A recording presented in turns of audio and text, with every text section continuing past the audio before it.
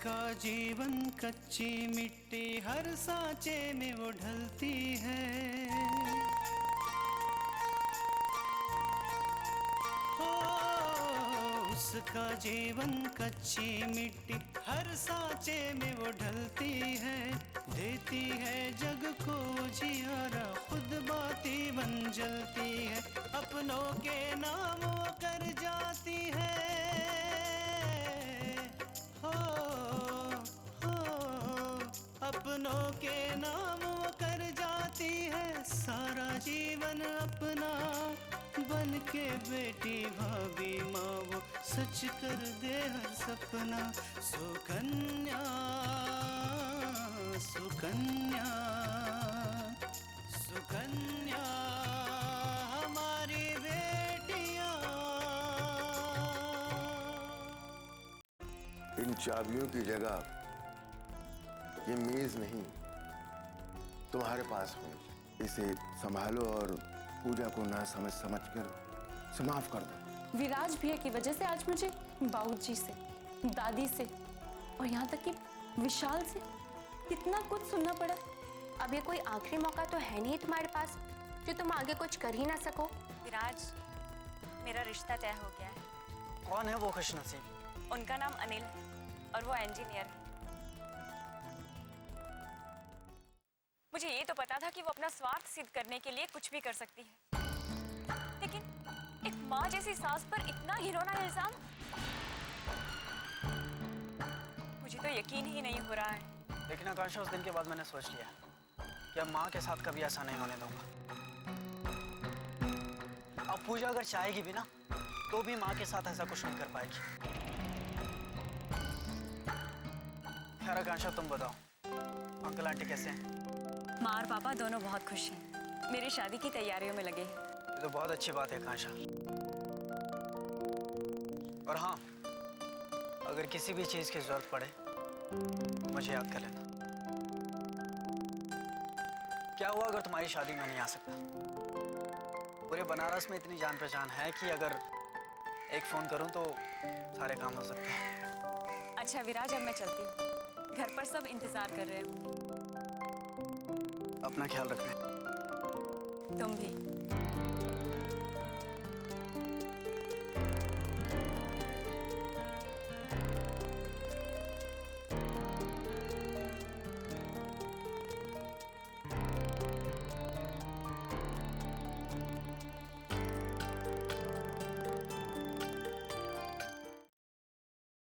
पूजा, आज तुम्हारे कारण इस घर में जो कुछ भी हुआ, तुमने शकुंतला पर इतना घिनौना इल्जाम लगाया। हम सपने में भी नहीं सोच सकते थे कि शकुंतला हमारी पत्नी को जिंदगी में ये दिन भी देखना पड़ेगा। सिर्फ बहुरिया को ही ना छटकी दुल्हन, ये दिन हमें भी देखना पड़ा है। काहे कि हम कभी सोचे भी न रहे कि बहुरिया के मुंह से आवाज निकलेगी और ऐसा भा, जबकि हम अच्छी तरह से जानत है कि गलती उसकी ना है। इसीलिए हम तुमसे जानना चाहते हैं कि आखिर वो क्या वजह है कि तुम्हें शकुंतला पर ऐसा इल्जाम लगाना पड़ा। कहीं तुम दोनों के बीच कोई अनबन तो नहीं हो रही जिसकी वजह से तुम्हें ये सब करना पड़ा? बाबूजी को किसी हाल में पता नहीं चलना चाहिए कि मैं माँ जी को नीचा दिखाने के लिए ऐसा कर रही हूँ। अब हर हाल में मुझे उन्हें विश्वास दिलाना ही होगा कि मुझसे बहुत बड़ी गलती हो गई। तीनों कुछ पूछ रहे हैं छोटकी दुल्हन, जवाब दो। बाबूजी,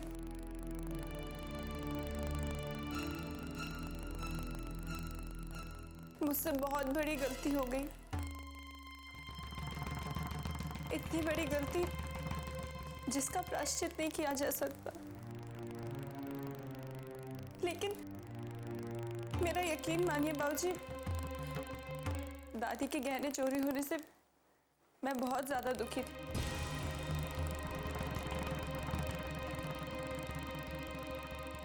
और फिर जब उस आदमी को मैंने माँ जी से बातें करते हुए देखा तो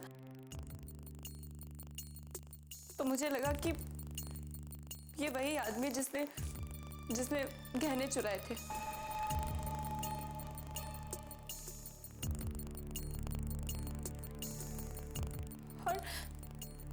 और फिर अगले दिन माँ जी के कमरे से वो गहने मिल गए तो मुझे यकीन हो गया बाबूजी कि शायद ये काम माँ जी ने करवाया हो।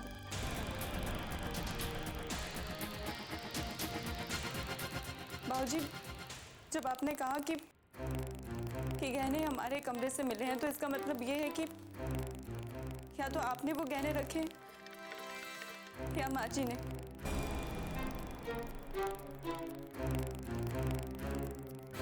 तो मुझसे रहा नहीं गया, इसे ना चाहते हुए भी मुझे वो कहना पड़ा जो मुझे सच लग रहा था।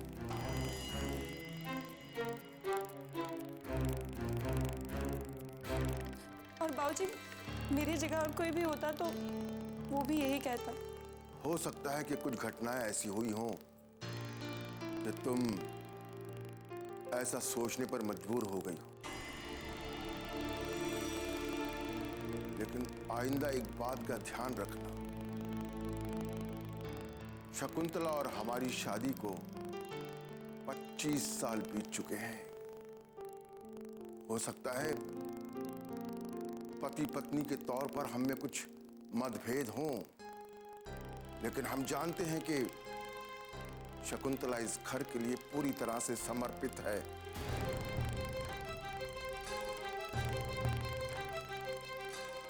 इसलिए शकुंतला की इज्जत यानी हमारी इज्जत और शकुंतला पर लगाया हुआ हर इल्जाम समझ लेना हम पर लगा है। बाबूजी, मैं बात समझ गई थी कि मुझसे अनजाने में बहुत बड़ी गलती हो गई,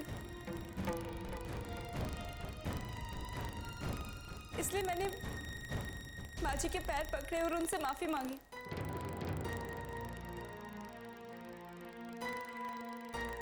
माँ जी सच में बहुत अच्छी है।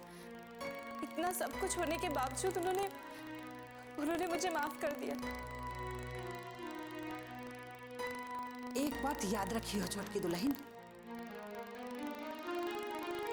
कि ई घर के कुछ नियम कानून हैं और उकर लांघे की अनुमति कौनों का नहीं है।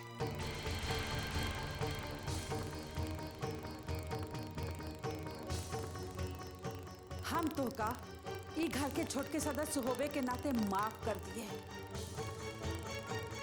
पर आइंदा याद रखियो कि दोबारा ऐसी गलती ना होवे के चाहिए।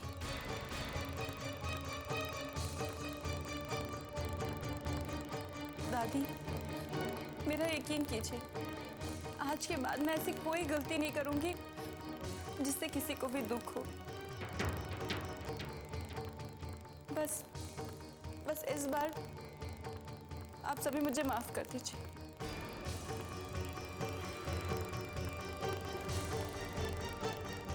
ठीक है छोटकी दुल्हन, जाओ और जाकर काम करो।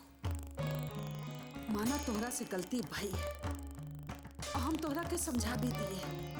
अब इका ई मतलब नहीं है कि तुम मुंह लटका के बैठ जाओ। जैसे पहले खुशी खुशी रहत रहो वैसे रहो और कोशिश करो कि शकुंतला का मन जीत लो। जी दादी।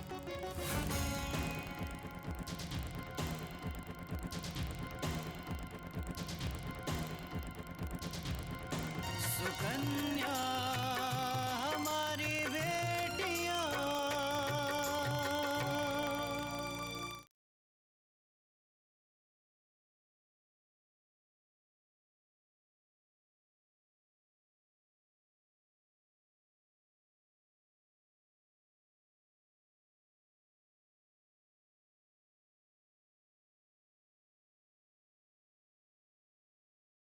सुकन्या हमारी बेटियां।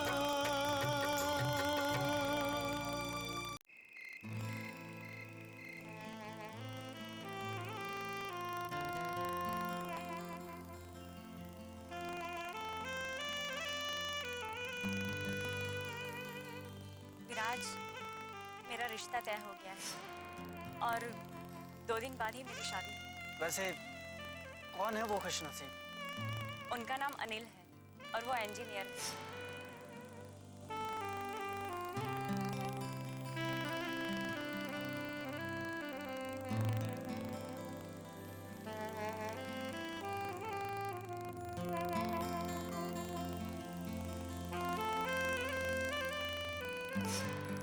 वैसे विराज, अब तुम्हें भी एक अच्छी लड़की देख के ना शादी कर लेनी चाहिए। तुम ना मुझे बता देना, मैं तुम्हारे लिए एक अच्छी सी लड़की ढूंढ दूंगी।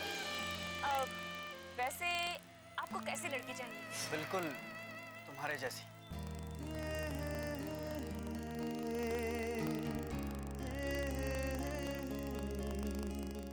विराज,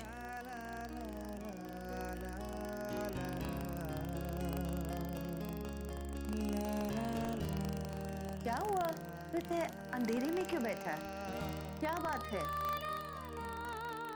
क्या हुआ विराज? अभी भी पूजा वाली बात को लेकर परेशान हो? हमने उसे माफ कर दिया है, उससे गलती हो गई, अब इतना सोचो मत। चलो उठो, हम तुम्हारे लिए चाय बना कर लाते। माँ,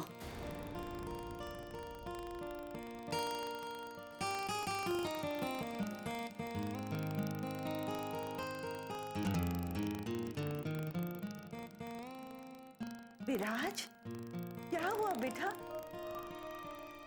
तुम रो क्यों रहे हो? माँ, आकांक्षा की शादी तय हो चुकी। अच्छा, तो विराज भैया को पता चल ही गया। आज अचानक मुझे आकांक्षा मिली थी। उसने मुझे बताया कि उसकी शादी तय हो चुकी। 2 दिन के बाद का मुहूर्त है। माँ, मैं आकांक्षा से बहुत प्यार करता हूँ। मैं उसके बिना नहीं रह सकता माँ।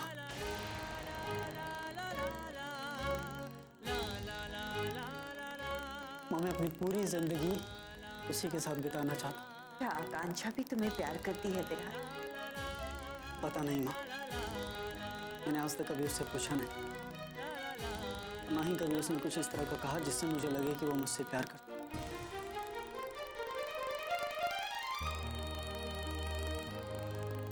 पर अब कोई फायदा नहीं है माँ। अब उसकी शादी तय हो चुकी। अब तो आपकी कमजोर नस मेरे हाथ में आ ही गई है विराज भैया। तो आपको दर्द देना मेरे बाएं हाथ का काम है। परेशान मत हो विराज। अगर आकांक्षा का साथ तुम्हारे भाग्य में लिखा होगा तो जरूर मिलेगा, वरना तुम दोनों को कोई नहीं मिला सकता। लेकिन माँ, अगर कोई लड़ाई बिना लड़े ही हार जाए बहुत दुख होता है उसमें। माँ, अगर मैंने आकांक्षा से अपने दिल की बात कह दी होती तो कम से कम मेरे दिल को तसल्ली होती कि आकांक्षा मेरे बारे में सोचती क्या है। माँ, हो सकता है कि वो भी मुझसे प्यार करती हो, लेकिन मैं कह नहीं पाया। माँ, बहुत देर हो चुकी, सच में बहुत देर हो गई। बेटा, भगवान पर भरोसा रखो, वो सब ठीक करेगा। और चलो उठो, हाथ मुंह धो लो, मैं तुम्हारे लिए नाश्ता और गर्मा गर्म चाय लाती हूँ। उठो, चलो।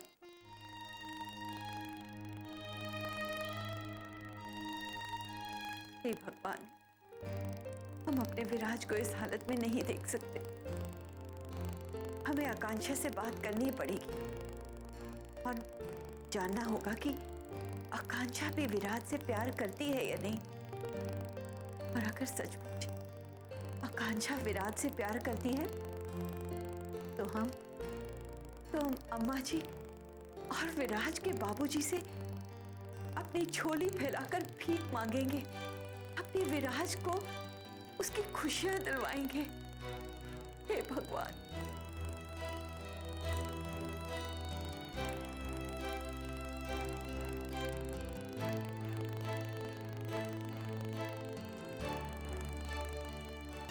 सुकन्या हमारी बेटियां।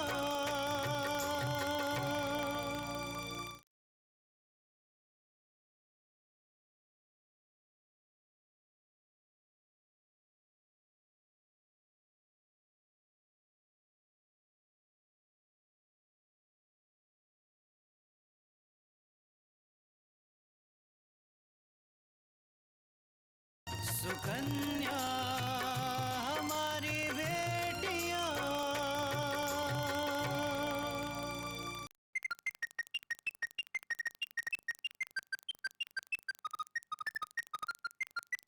ये किसका नंबर है?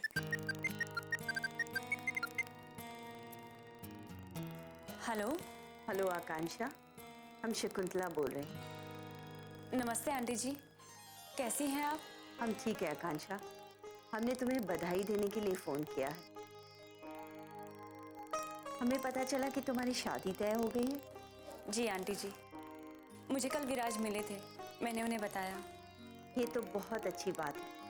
चलो अच्छा है, तुम्हारे माता पिता की जिम्मेदारी भी पूरी हो जाएगी। हाँ जी आंटी जी, एक्चुअली माँ और पापा चाहते थे कि मैं शादी कर लूँ, इसलिए मैंने भी उन्हें शादी के लिए हाँ कर दी। एक बात पूछें आकांक्षा, है तो थोड़ी पर्सनल, फिर भी हम पूछ रहे हैं। हम जानना चाहते थे कि लड़का तुम्हारी पसंद का है या तुम्हारे माता पिता ने पसंद किया। आंटी जी, माँ और पापा की पसंद है, लेकिन उनकी पसंद मेरी पसंद है। वैसे आकांक्षा, अच्छा होता कि तुम अपनी पसंद के लड़के से शादी करो। कम से कम तुम्हें उसका स्वभाव, उसका व्यवहार तो पता होता। वरना आजकल के ज़माने में अनजान लड़के से शादी करना बहुत मुश्किल होता है। पर आंटी जी, मुझे कोई पसंद ही नहीं है और मेरा ऐसा कोई दोस्त भी नहीं है जिससे मैं शादी करने के बारे में सोचूं।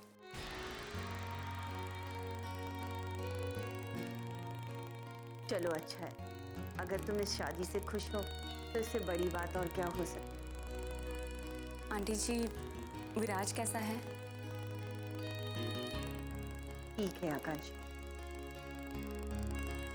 विराज एक बहुत अच्छे इंसान है और ये बात आप मुझसे ज़्यादा बेहतर जानती हैं। उन्होंने जो मेरी मदद की है, मेरा साथ दिया है, उसे मैं ज़िंदगी भर नहीं भूल सकती। आंटी जी, इस बात के लिए मैं आपका शुक्रिया अदा करना चाहती हूँ कि आपने अपने बेटे को बहुत अच्छे संस्कार दिए हैं। अच्छा आकांक्षा, अब मैं फ़ोन रखती हूँ। एक बार फिर से तुम्हें शादी की ढेर सारी शुभकामनाएं। अपना ख्याल रखना, भगवान तुम्हें हमेशा खुश रखे। Thank you aunty ji. Bye बेटा। Okay, bye.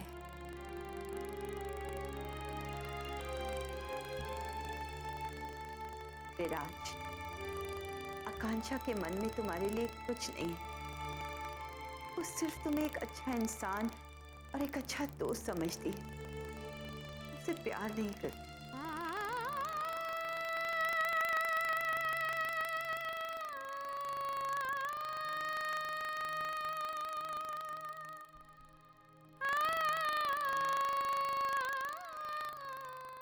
सुकन्या हमारी बेटियां।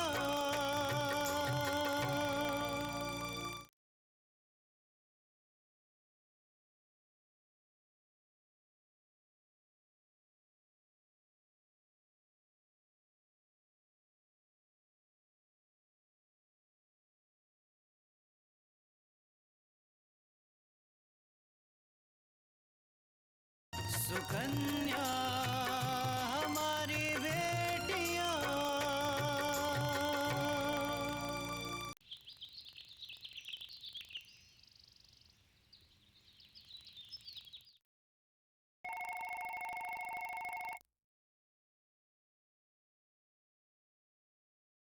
हेलो। हेलो भैया, मैं बोल रही हूँ। कैसी हो पूजा? बहुत दिनों बाद हमें याद किया। आप लोगों की याद तो बहुत आती है, पर क्या करूँ, जब से हॉस्पिटल से घर वापस आई हूँ सबको खुश करने की कोशिश में लगी रहती हूँ।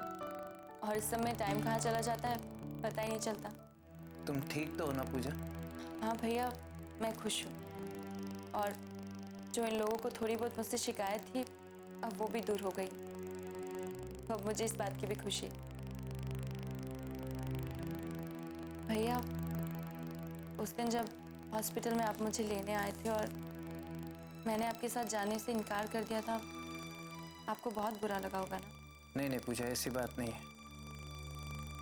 मुझे लगा कि तुम जो कुछ भी कर रही हो वो सोच समझ के ही कर रही होगी, इसलिए मैं तुम्हें लिए बिना ही आ गया। भैया, उस दिन अगर मैं आपके साथ चली जाती तो शायद इस घर में अपनी जगह कभी बना ही नहीं पाती। और वैसे भी आपने माँ जी पर जो केस किया था, उसकी वजह से घर के सभी लोग मुझसे बहुत नाराज थे। और ऐसे में अगर मैं आपके साथ चली जाती तो न जाने क्या होता। पूजा, मैंने झूठी रिपोर्ट नहीं लिखवाई थी। शायद तुम्हें पता ना चला हो, लेकिन मुझे पूरा यकीन है कि तुम्हारी माँ जी ने जरूर ऐसा कुछ किया होगा जिससे तुम गिर गई हो। तुम्हारी माँ जी को तो एक ही रात में पुलिस स्टेशन में अच्छा सबक मिल गया होगा। पुलिस इंस्पेक्टर ने उन्हें उनके गुनाह के बारे में पूछ पूछ कर उनकी जान ले ली होगी। नहीं भैया, ऐसा तो कुछ नहीं हुआ। मतलब माँ जी तो पूरी रात बड़े आराम से वहाँ रही थी। ये क्या कह रही हो पूजा? आपको मालूम नहीं है भैया कि वो इंस्पेक्टर अजय आकांक्षा की पहचान वाला था। और जब आकांक्षा को इस सब के बारे में पता चला तो उसने इंस्पेक्टर को कहकर पूरी पूछताछ ही रुकवा दी थी। और जब इंस्पेक्टर मुझसे बयान लेने के लिए आया तो मुझे लगा कि वो ऐसा बयान लेना चाहते हैं जिसमें लगे कि इस केस में माँ जी का तो कोई हाथ ही नहीं था, उनका कोई कसूर नहीं था। लेकिन आकांक्षा को कैसे पता चला? और वो तो दीनानाथ की दुश्मन है ना, तो फिर वो क्यों उनकी मदद करेगी? भैया, आकांक्षा बाबूजी की दुश्मन है, विराज भैया की नहीं है। विराज भैया और आकांक्षा तो बहुत अच्छे दोस्त हैं। और जब लाखन ने आकांक्षा को किडनैप किया था तो विराज भैया ने ही उसे बचाया। और बस्ती वालों के केस में, उसमें भी तो विराज भैया ने ही आकांक्षा को बचाया था।